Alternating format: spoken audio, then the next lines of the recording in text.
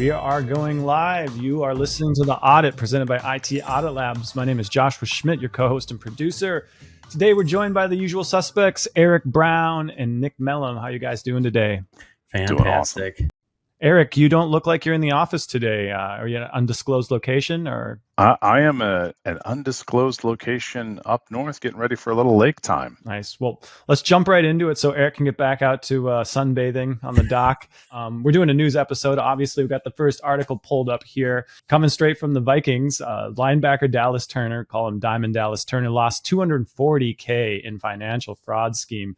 That's no small amount. We've all heard about friends and family and grandparents losing tens of thousands of dollars, but $250,000 is nothing to slouch at. So let's see what it says here. Eagan, Minnesota Vikings outside linebacker Dallas Turner was targeted in an alleged financial fraud scheme that cost him about $240,000, according to local authorities. Sergeant Rich Evans confirmed Thursday that Eagan Police Department was actively investigating the case. Josh, I hate to see these things. This is happening all over the place at larger amounts and smaller amounts to this, but it really comes down to, unfortunately, the individuals just maybe being unaware that this attack could happen. We've seen these types of things happen in the professional space, where you'll have malicious actors that they're just out there, they're waiting, they're watching, they have access to open source intelligence gathering information. So things that are publicly available, like contract dates and vendors that are awarded contracts.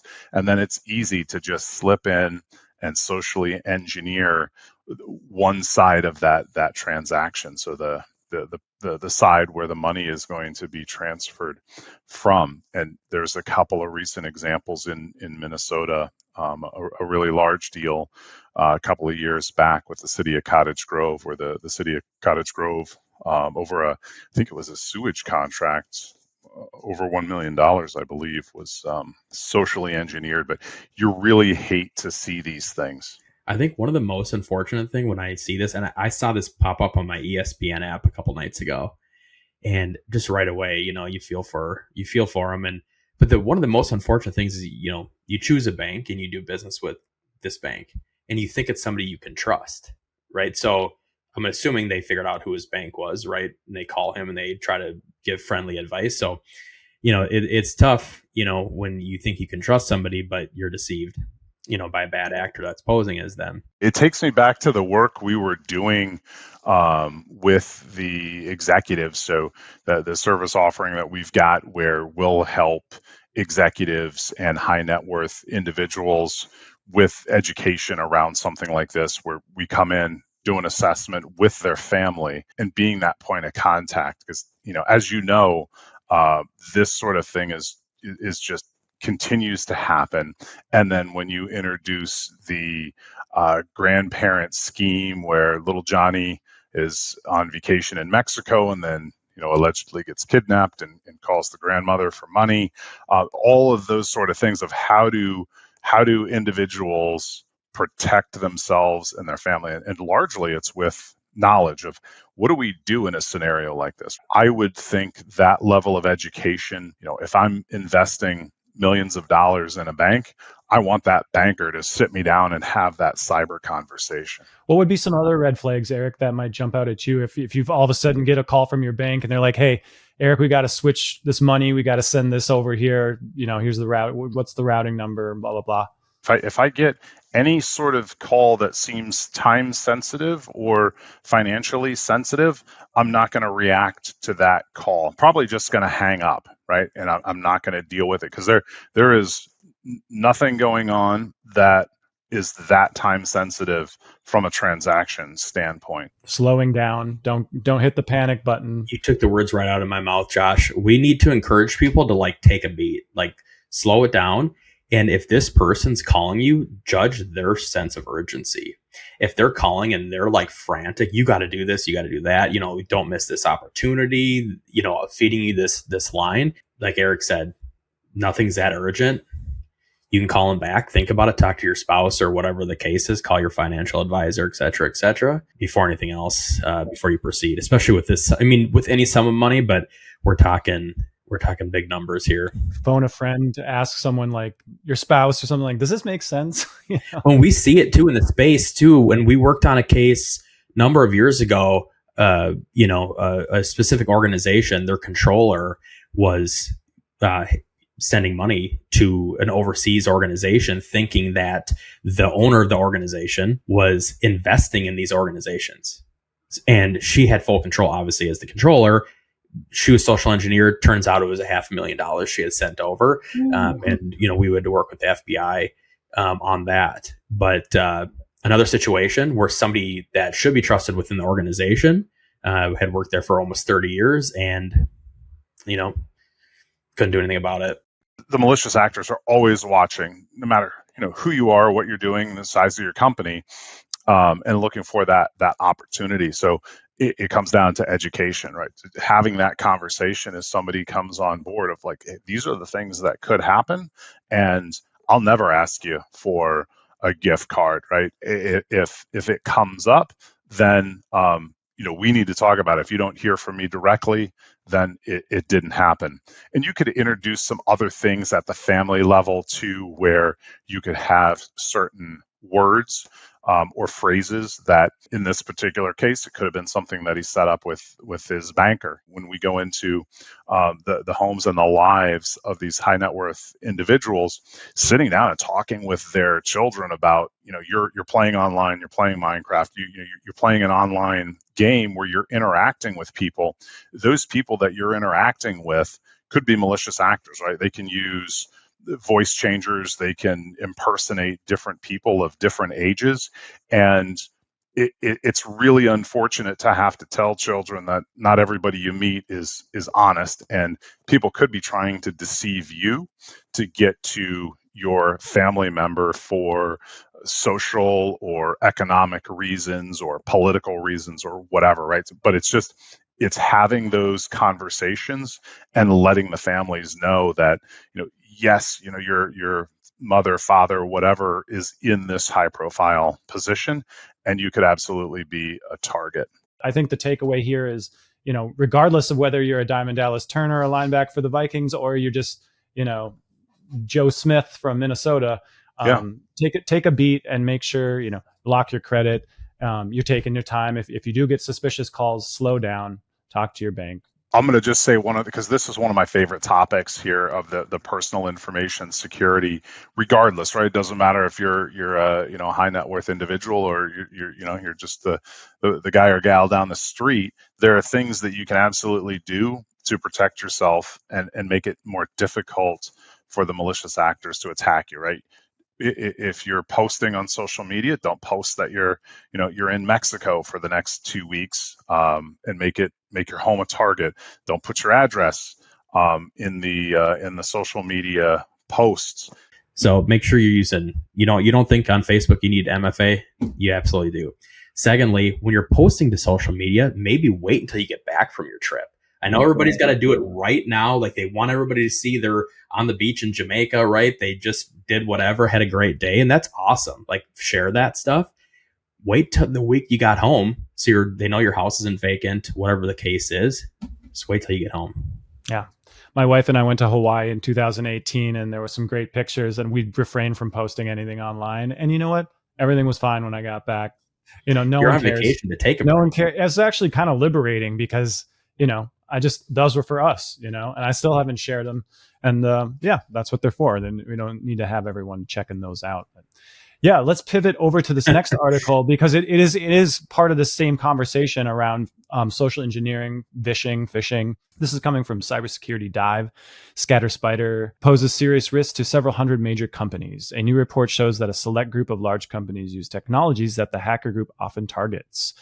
The cybercrime group Scattered Spider's tactics put a group of roughly 300 major companies at heightened risk of attack, according to a new report from security firm CyberCube. So I wanted to kick it over to you guys and ask why is the help desk such an approachable vector for this type of campaign? There's so many things we could dig in on this. I think especially for these large organizations, the help desk is always going to be a target because of the volume that they're dealing with. They're getting so many tickets every day from so many people.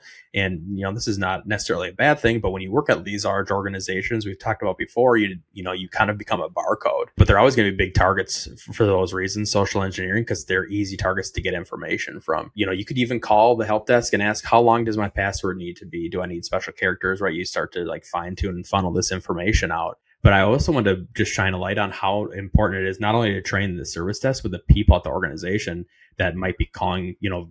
The phone call can go both ways, right? If you're calling to a help desk or a help desk is calling you. I've been a part of hundreds of social engineering exercises, and I think the number's probably tipped at probably 70% I act as a service desk. I call them as the service desk, extracting information. Hey, we're upgrading to Windows 11, whatever your pretext is. And we also see that your password hasn't been updated in over 90 days. We're having an issue there. Whatever you decide, these are things that are happening that you need to train your people in your organization that, if that's really the case, you don't need to answer that information. You could, hey, let's hang up. I'll call you back. I'm going to call my service desk, and who answers it, I'm going to verify this information. The training goes both ways. Here, they're mainly targeting actual service desks to get information. But like to my point, it goes both ways. We need to train the service desk, but train our individuals that are going to either receive a call from a service desk or calling into a service desk. The other thing I think that Scattered Spider does is the MFA fatigue, where they just keep hitting that prompt. And then on your phone, you get the notification of accept or decline from the MFA prompt. And normally that would be a red flag where you get that notification. And if you didn't request to log in somewhere, then there's something fraudulent happening. Somebody has your creds and is trying to use your account to gain access. Some people are just hitting accept because they're just getting so many notifications and they want the notifications to stop. You're out to dinner or whatever it is, just like, yeah, accept, stop, which is, of course, the wrong thing to do. But it obviously works because it's an attack vector that they use. And the modern authentication with MFA, you've probably seen it, where it asks you to input a number. So you get sent a number and you have to put the number in, and that the purpose of that was to stop the MFA fatigue. So one of the things that I found interesting about Scattered Spider, and this makes a whole lot of sense, they're bouncing between industries, and I would assume that's because there's an awareness within each industry. If it's airlines, by the time the airline, other companies catch up, hey, this is happening to Delta or American Airlines, there's some little bit of talking going on there about what's happening in that industry, that they're already on to the insurance company or the next thing. So if only 2% of these major companies made the high risk list, what are the 98% doing right? And what should those 2% be doing to kind of fortify their security to prevent being attacked by a major operation like Scattered Spider? To me, it's because it hasn't been reported yet. The problem's on the way. It's banging up against the doorstep right now. The problem is we're always so reactive and defensive. We need to be offensive. We need to get out in front of these problems, start talking, and we talked about it many episodes ago about getting your security team, getting your IT team out of that back room, educating the staff, walking around the facility. Like, let's say you work at a manufacturing plant, pick a day of the week and have one of your guys walking around talking to people. Like, they should know who the IT people are so they can go talk to them about these issues. Like, there's so many different ways we could solve these problems besides just sending out a newsletter, which is great. We do highly recommend using tactics like that, but don't just have one of your guys. Send even your most junior service desk guy out there. Start shaking hands, educating people on things that they're seeing around the industry, because a lot of people are generally interested, right? Because they see this at home. They want to know and understand. But not only that, you could turn around and educate people about their home life. And in return, if they care about that, they're going to care about what's happening at work, right? Because they don't want to be the problem. That F1 movie's out with Brad Pitt, summertime best movie in America, biggest movie in America. So I thought we'd bring this into the conversation today and just talk about something fun for, instead of all the serious stuff, we like to doom and gloom. The fast-paced, technologically advanced world of Formula One racing, where every millisecond counts, the competition is fierce. And the latest tech collaboration between Williams F1 team and Keeper highlights the critical role of cybersecurity in safeguarding top race teams' operations and strategies. So there's a lot of telemetry data happening. Ostensibly, they're collecting tons of info, and there's a team of people, analyzing that in real time to help make decisions about. Well, you take it from there, Nick. What would you're a Formula One fan. What would the data be used for? These big organizations that are having these problems that we talked about in the last article, same thing here. Spotlight's coming on. There's more technology going into these cars every year. New standards come into the cars. There's thousands of sensors in there, and they're getting the data right away, right? And that could allow another team to get a leg up on them, but it could all allow a threat actor maybe to get into the comms. It doesn't necessarily make it any different than what we're dealing with our organizations. They're dealing with the same kind of problem, social engineering, right, and everything else that we're looking at. But the ecosystems of these races, I think one of the problems is always going to be is the logistical nightmare of the sport. When I first started watching Formula One way a long time ago, there was maybe 10, 12 races a year. They were a couple weeks spread out, so you might have 1 or 2 races a month. Now you have 22, 23, 24 races where they're going somewhere new every year, and these races aren't close. They're in different countries. So they've got to get 2 cars, their whole team, their infrastructure moved within a week. Formula One has the FIA, which is their governing body, and they are having issues. I think they had a ransomware attack 3 years ago. So it's a big problem. I was going to ask you, what's the fastest way to become a millionaire in Formula One? Win, baby. Start out as a billionaire. Okay. That's fair. So you mentioned, Nick, there's like tons of races. I think there's 22 countries, 24 races annually. So how do they keep a continuity in their cybersecurity posture when they're moving? So good standard constant training and rinse and repeat, but pushing the envelope on what they're doing, best practices, bringing in third parties to do those audits and exercises against these systems. And it's similar thing to the FIA, which is overseeing all of these teams. It's probably coming to a point now where they need to step in and implement standards for cybersecurity because of all the technology and money that's coming into the space, right? You need to have a governing body. We have governing bodies for everything that we do, whether it's local government, federal government, smaller, big organizations. They are all following guidelines to something they do within their industry. Your original question, Josh, yeah, I think it's partnering with strong people, using third parties to do tabletop exercises, to do audits, to do penetration testing, and rinse and repeat and make sure that you set those standards from the FIA because of the logistics. I'll kick this one over to Eric. The article mentions that OT-IT convergence, where F1 cyber attacks could potentially lead to physical harm, like Nick would just mention, and driver safety issues. Like what kind of attack would create something like that? It really just comes down to the basics, and F1 no different than another type of organization that's going to be moving protected data in a secure way. And their teams know what they're doing, and if not, give us a call. We'll send Nick over. It sounds like he's ready to go. If I could, make sure they call me around the May timeframe, because that's when Monaco is, and I'll go. See, I don't like the Monaco track. I have a real problem with it. It's the most legendary race. I will say, under the lights at Bahrain. Okay, I'm with you on Bahrain. Monaco, it's like I don't know. Everybody get in line, nobody passes. It's the historic track. You got the yachts pulling up, right? It's the streets this tight. You got no. What ESPN or cable package do you guys have to watch Formula It's 1? on ESPN right now. Okay. And it was on going forward rather.